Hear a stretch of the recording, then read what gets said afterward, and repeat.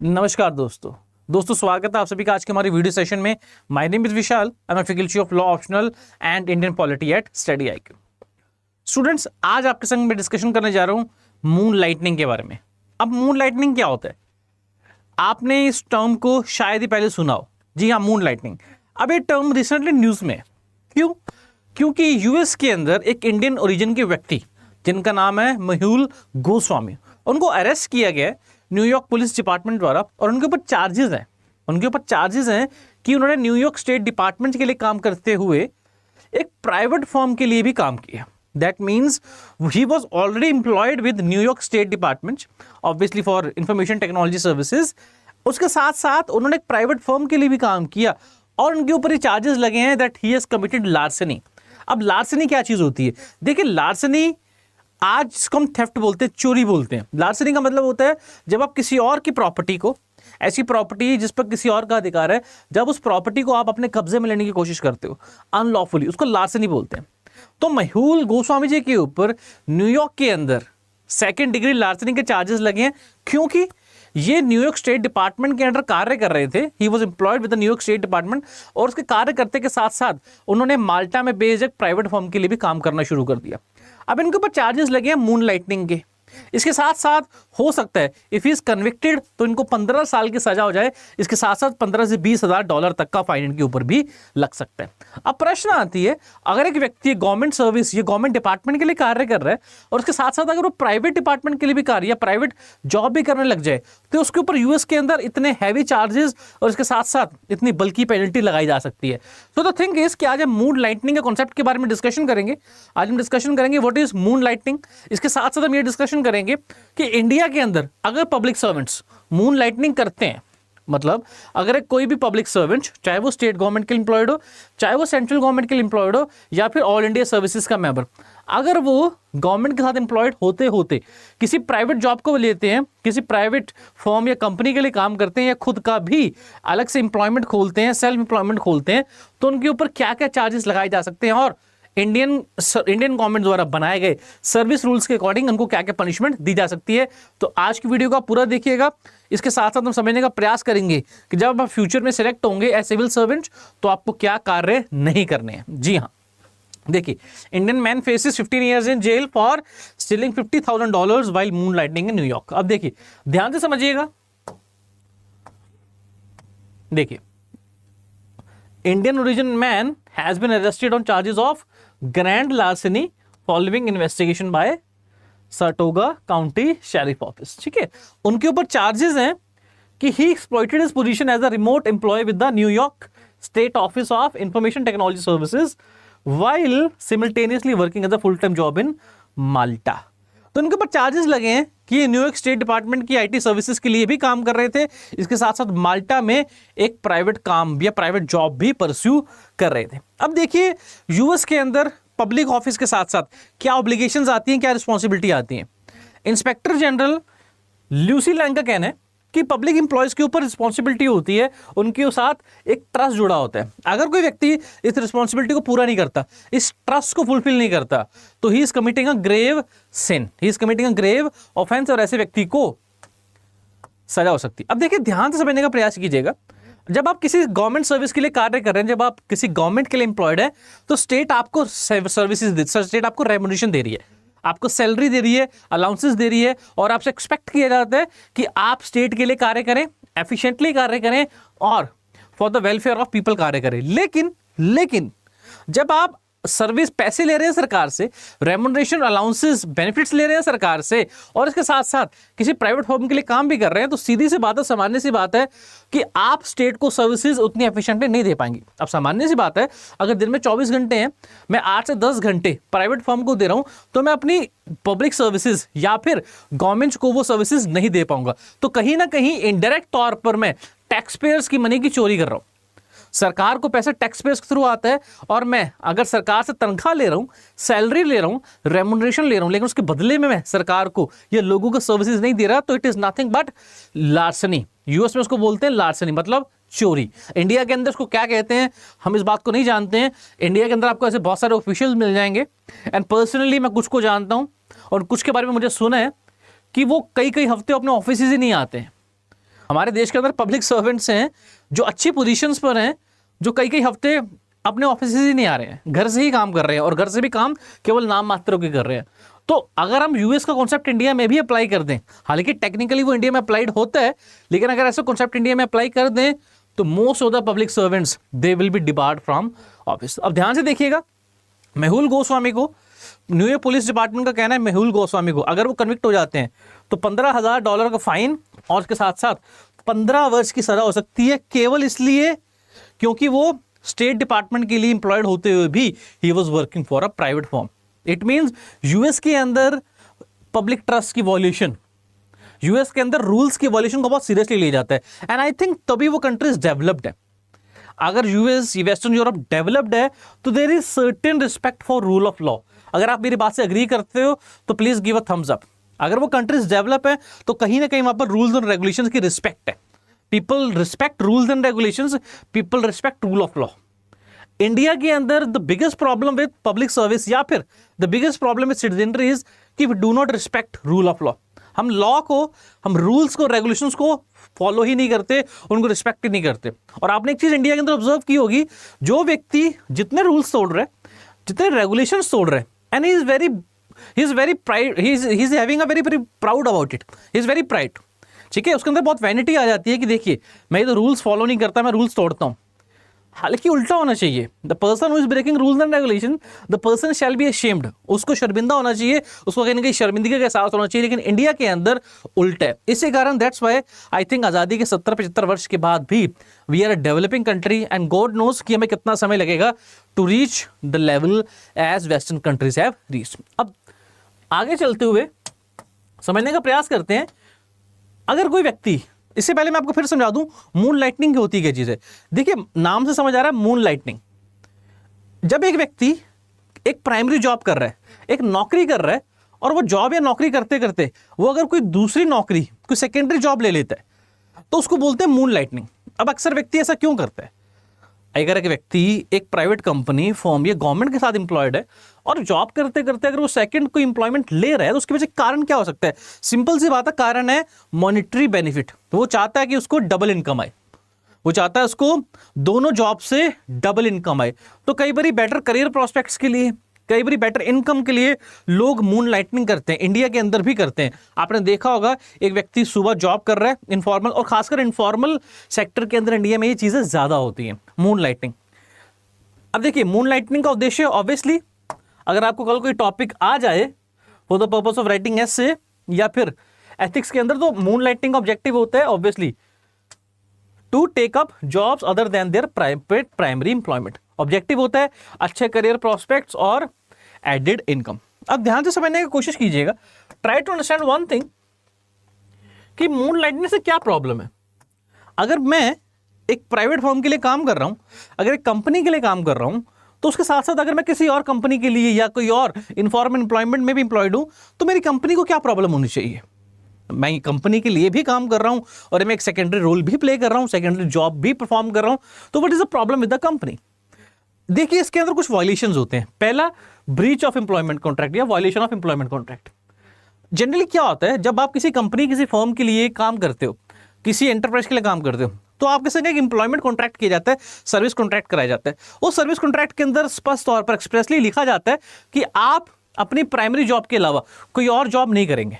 For example, अगर मैं study IQ के लिए काम कर रहा हूं, तो ऑब्वियस ही बात है मैं और बहुत सारे हमारे फैकल्टीज के द्वारा, हमारे फैकल्टीज के बीच में और स्टडी आईक्यू के बीच में कॉन्ट्रैक्ट है कि मैं स्टडी आईक्यू के अलावा किसी और फॉर्म एंटरप्राइज के लिए काम नहीं करूंगा। बिकॉज ऑब्वियस ही बात है, अगर मैं किसी और के लिए भी काम करूंगा तो this is the breach of my service employment, breach of my service contract. दूसरा, ब्रीच ऑफ फिड्यूशियरी ड्यूटी। अब ध्यान से समझने का प्रयास कीजिएगा, जब एक व्यक्ति मल्टीपल फॉर्म्स के लिए काम करता है तो कहीं ना कहीं उसकी रिस्पॉन्सिबिलिटी, इंटीग्रिटी पर प्रभाव पड़ता है। अगर मैं एक फर्म के लिए कार्य कर रहा हूं तो मैं उस फर्म के लिए लॉयल हूं, मैं उस फर्म के लिए अपना तन मन और धन इन्वेस्ट करने के लिए तैयार हूं। लेकिन जब मैं मल्टीपल फर्म्स के लिए कार्य करूंगा तो ना ही तो मैं एफिशिएंटली कार्य कर पाऊंगा, ना ही मैं इतने पैशन और जुनून के साथ किसी भी कंपनी के लिए कार्य कर पाऊंगा। तो कहीं ना कहीं जो मेरी रिस्पॉन्सिबिलिटी बनती थी, मैं उस रिस्पॉन्सिबिलिटी को फुलफिल नहीं कर पा रहा। तीसरा, अनफेयर एडवांटेज।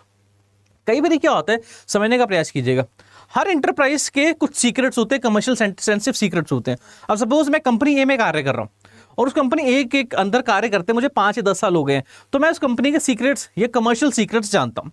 अब उन्हीं सीक्रेट्स को अगर मैं दूसरी कंपनी के लिए कार्य करते हुए सेम टाइम पर रिवील कर देता हूँ, तो कहीं ना कहीं मेरी जो प्राइमरी कंपनी है उसका जो कंपैरेटिव एडवांटेज है, कॉम्पिटिटिव एडवांटेज है, वो लूज हो जाएगा। यस और नो? तो इसीलिए 2-3 कारणों से मून लाइटनिंग को बेटर नहीं माना जाता। हालांकि एम्प्लॉयज के लिए मून लाइटनिंग एक सेकेंडरी सोर्स ऑफ इनकम का एक बहुत अच्छा मीडियम है। आप एक सेकेंडरी सोर्स ऑफ इनकम प्राप्त कर सकते हो, लेकिन कहीं ना कहीं इससे आपकी एम्प्लॉयमेंट कॉन्ट्रैक्ट में वायलेशन होता है, आपकी जो रिस्पॉन्सिबिलिटी फिड्यूसरी ड्यूटी बनती है वो वायलेट होती है। इसके साथ साथ कहीं ना कहीं आपकी प्राइमरी एम्प्लॉयर, आपकी पेरेंट कंपनी को कॉम्पिटिटिव एडवांटेज के अंदर लॉस होता है। अब बात करते हैं इंडिया के अंदर अगर पब्लिक सर्वेंट्स मून लाइटनिंग करते हैं, इसका मतलब फॉर एग्जांपल मिस्टर ABC, अगर वो सेंट्रल गवर्नमेंट के संग एम्प्लॉयड है, वो सेंट्रल गवर्नमेंट की सिविल सर्विस में है और उसके साथ साथ वो किसी प्राइवेट फर्म, किसी प्राइवेट कंपनी या खुद के बिजनेस के लिए भी कार्य कर रहे हैं, तो व्हाट डज द रूल्स है? रूल्स क्या बात करते हैं? क्या इंडिया के अंदर मून लाइटनिंग अलाउड है? क्या इंडिया के अंदर पब्लिक सर्वेंट्स पब्लिक सर्विस में होते हुए किसी प्राइवेट कंपनी फर्म के लिए कार्य कर सकते हैं? इसका जवाब आपको मिलेगा central civil service conduct rules 1994। इसके साथ साथ all India services conduct rules 1998। अब एथिक्स के पेपर के अंदर you can use this statements जो यहां पर मैं दिखा रहा हूं। अब एक चीज ध्यान से समझिएगा, हमारे देश के अंदर गवर्नमेंट के पास, सरकार के पास under article 309 of the constitution ये अधिकार है कि वो पब्लिक सर्वेंट्स, सरकारी मुलाजिम या सरकारी कर्मचारियों के सर्विस रूल्स एंड कंडीशंस को फिक्स कर सकती है, डिटरमाइन कर सकती है। बिकॉज ऑब्वियस ही बात है, अगर आपको एक पब्लिक सर्वेंट के तौर पर रिक्रूट किया जा रहा है, आपके पास कोई फंडामेंटल राइट नहीं है बच्चे to be recruited as public servant. सरकार आपको रिक्रूट कर रही है, बिकॉज सरकार को लोगों की जरूरत है। एक चीज भले क्लियर हो जाना, कई बार लोग समझते हैं कि we are entitled to become a public servant. No, सरकार के ऊपर दायित्व है सरकार चलाने का, उसको दायित्व सौंपा लोगों ने। बिकॉज डेमोक्रेसी के अंदर it is the people who form the backbone of democracy. वो सरकार को नियुक्त करते हैं एडमिनिस्ट्रेशन को, पॉलिटिक्स को चलाने के लिए, गवर्नेंस को चलाने के लिए। सरकार उस एडमिनिस्ट्रेशन और गवर्नेंस को चलाने के लिए हेल्प लेती है पब्लिक सर्वेंट्स की। तो गवर्नमेंट का इंसेंटिव है, ये गवर्नमेंट का प्रेरोगेटिव है कि वो अपने पब्लिक सर्वेंट्स के लिए क्या रूल्स एंड रेगुलेशन बनाए। जैसे कि अगर आप बिजनेस चला रहे हैं तो आप अपने एम्प्लॉयज के लिए क्या सर्विस रूल्स बनाना चाहेंगे, वो आपका प्रेरोगेटिव है। उसी प्रकार से सरकार ने भारत के अंदर, चाहे वो सेंट्रल गवर्नमेंट हो चाहे वो स्टेट गवर्नमेंट हो, सिविल सर्विस कंडक्ट रूल्स बना रखे हैं।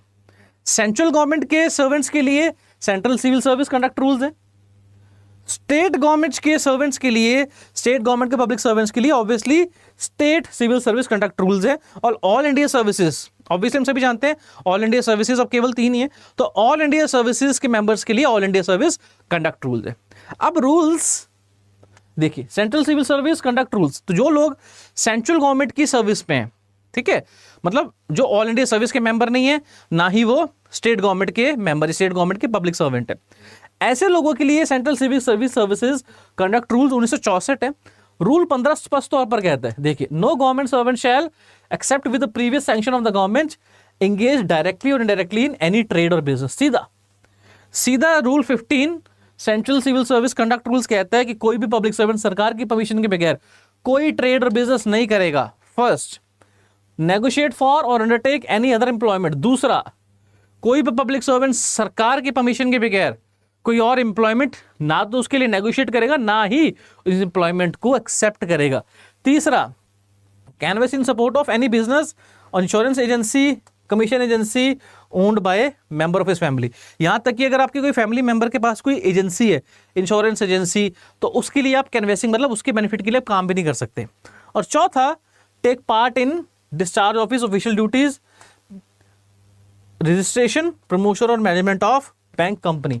कोई भी पब्लिक सर्वेंट किसी भी कंपनी की प्रमोशन, मैनेजमेंट या फिर उसकी इनकॉर्पोरेशन के अंदर इन्वॉल्व नहीं होगा। तो सीधी सी बात है, स्पष्ट सी बात है, कोई भी पब्लिक सर्वेंट अपनी ऑफिशियल ड्यूटीज के बाहर जाकर ना तो कोई बिजनेस करेगा, ना ही कोई एम्प्लॉयमेंट करेगा, ना ही किसी कंपनी की फॉर्मेशन या मैनेजमेंट के अंदर इन्वॉल्व होगा। अब ये सेम रूल्स अप्लाई होते हैं all India services conduct rules 1968 apply होते हैं ऑल इंडिया सर्विसेज के मेंबर्स के ऊपर। अब ऑल इंडिया सर्विसेज के मेंबर्स हो गए for example IAS, IPS, IFOS, उनके ऊपर भी सेम रूल्स अप्लाई होते हैं। ऑल इंडिया सर्विस के मेंबर्स वो ना तो अपनी सर्विस के बाहर जाकर कोई जॉब ले सकते हैं, ना ही कोई बिजनेस कर सकते हैं, ना ही कोई कंपनी रन कर सकते हैं, ना ही कोई एजेंसी कोऑपरेटिव सोसाइटी रन कर सकते हैं। अब ध्यान से समझने का प्रयास कीजिएगा, ऐसा क्यों है, ऐसा क्यों है, क्यों सरकार प्रोहिबिशन लगाती है, प्रतिबंध लगाती है पब्लिक सर्वेंट्स के ऑफिशियल फंक्शंस के बाहर जाकर एम्प्लॉयमेंट लेने पर। ध्यान से समझिएगा, पहला ऐसा क्यों है। अब सीधी सी बात है, पब्लिक सर्विस पब्लिक ट्रस्ट और इंटीग्रिटी पर आधारित होती है। जब public servants outside the duties of office काम करने लगेंगे, जब पब्लिक सर्वेंट्स अपनी जॉब को छोड़कर बाहर बिजनेस से ट्रेड करने लगेंगे, तो सीधी सी बात है, स्पष्ट सी बात है, वो अपनी पब्लिक सर्विस को उतना ध्यान और अटेंशन दे नहीं पाएंगे, सर लोगों के भले के लिए, लोगों के वेलफेयर के लिए काम नहीं कर पाएंगे। दूसरा, full time devotion to duties, exactly वो सही समय पर सही डिसीजन, यूं कहो कि कहीं ना कहीं कॉन्फ्लिक्ट ऑफ इंटरेस्ट पैदा होगा। और पब्लिक सर्वेंट के सामने जो बेसिक ड्यूटी होती है वो ये होती है कि वो हर फैसला, हर डिसीजन, हर ऑब्जर्वेशन ले लोगों के बेनिफिट के लिए। लेकिन जब आपका खुद का बिजनेस चल रहा होगा, अब आपके खुद के बिजनेस के अंदर और सरकार के बेनिफिट या लोगों के बेनिफिट के अंदर अगर कॉन्फ्लिक्ट आ गया, तो आप तो खुद का बिजनेस ही चुनोगे। तो ultimately who will be the casualty? Public welfare will be the casualty. Next, conflict of interest. Conflict of interest वही चीज मैं जो आपको ऑलरेडी बता चुका हूं कि पब्लिक सर्वेंट्स अगर प्राइवेट बिजनेस या प्राइवेट कंपनी या प्राइवेट ट्रेड के लिए कार्य करेंगे, तो वो private trade, private business, private company को ज्यादा प्रेफरेंस देंगे as compare to public welfare, अगर दोनों के बीच में कॉन्फ्लिक्ट ऑफ इंटरेस्ट होता है। Next, prevention of misuse of position. अब सीधी सी बात है, स्पष्ट सी बात है, सपोज आप एक इलाके के डिस्ट्रिक्ट मजिस्ट्रेट हो, या सपोज आप स्टेट गवर्नमेंट के अंदर सेक्रेटरी हो, और आपकी कंपनी भी चल रही है, तो आप अपने मिनिस्ट्री के रूल्स एंड रेगुलेशंस को तोड़ मरोड़ करोगे अपने खुद के बिजनेस के बेनिफिट के लिए। यस और नो? आप बिल्कुल करोगे, ह्यूमन नेचर ऐसा ही है, ह्यूमन नेचर ऐसा ही है। तो आप अपने खुद के बेनिफिट के लिए रूल्स एंड रेगुलेशंस को तोड़ मरोड़ करोगे, चाहे वो लोगों के बेनिफिट में हो, वेलफेयर में हो या नहीं हो। तो इसीलिए इन चार कारणों से पब्लिक सर्वेंट्स को मून लाइटनिंग अलाउड नहीं है। कोई भी पब्लिक सर्वेंट सरकार की परमिशन के बगैर ना तो कोई व्यापार कर सकता है, ना कोई ट्रेड बिजनेस कर सकता है, ना ही अपनी ऑफिस के बाहर कोई एम्प्लॉयमेंट ले सकता है, ना ही कोई कंपनी रन कर सकता है, ना ही कंपनी को मैनेज कर सकता है। एक और चीज मैं आपको बताता हूं, आपको शायद इस बात का इल्म ना हो, कोई भी पब्लिक सर्वेंट सरकार की परमिशन के बगैर स्टॉक मार्केट में ट्रेडिंग भी नहीं कर सकता। Do you know it? ना ही कोई पब्लिक सर्वेंट किसी पॉलिटिकल पार्टी का मेंबर बन सकता है। अगर आपको पॉलिटिकल पार्टी का मेंबर बनना है, रिजाइन कर दीजिए। ना ही कोई पब्लिक सर्वेंट सरकार की परमिशन के बगैर गिफ्ट्स ले सकता है। ये सब सर्विस कंडीशंस के अंदर आते हैं।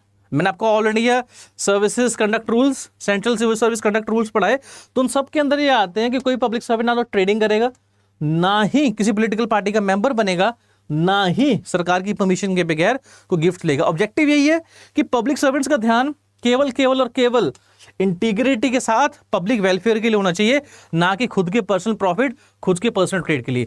अब मेहुल गोस्वामी के ऊपर चार्जेस लगे हैं कि वो काम कर रहे थे न्यूयॉर्क डिपार्टमेंट के लिए, न्यूयॉर्क स्टेट डिपार्टमेंट की आईटी सर्विस के लिए, लेकिन इसके साथ साथ एक प्राइवेट फर्म के लिए काम कर रहे हैं।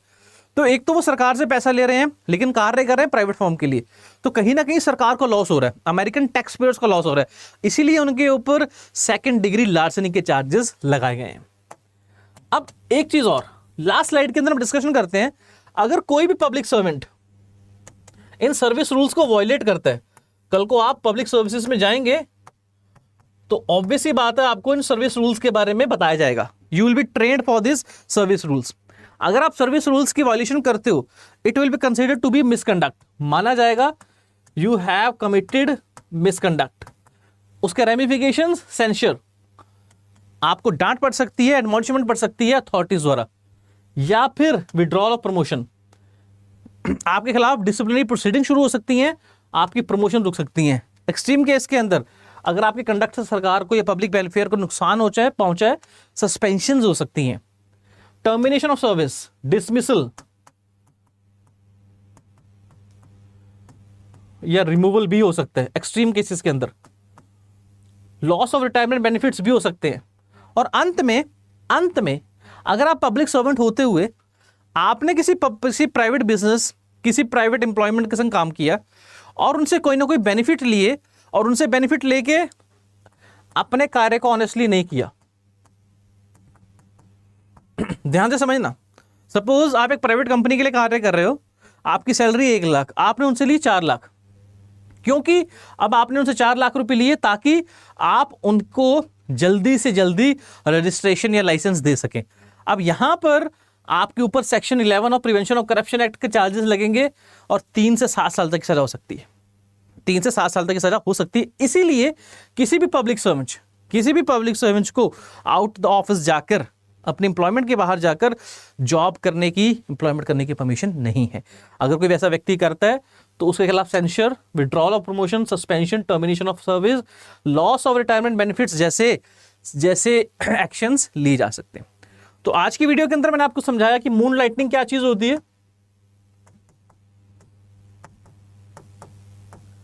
मून लाइटनिंग अगर कोई पब्लिक सर्वेंट इंडिया में करता है तो उसके ऊपर क्या क्या चार्जेस लग सकते हैं, और इंडिया के अंदर central civil service conduct rules, all India services conduct rules या फिर स्टेट गवर्नमेंट के सिविल सर्विस कंडक्ट रूल्स क्या बात करते हैं। तो आज की वीडियो को हम यही समाप्त करते हैं।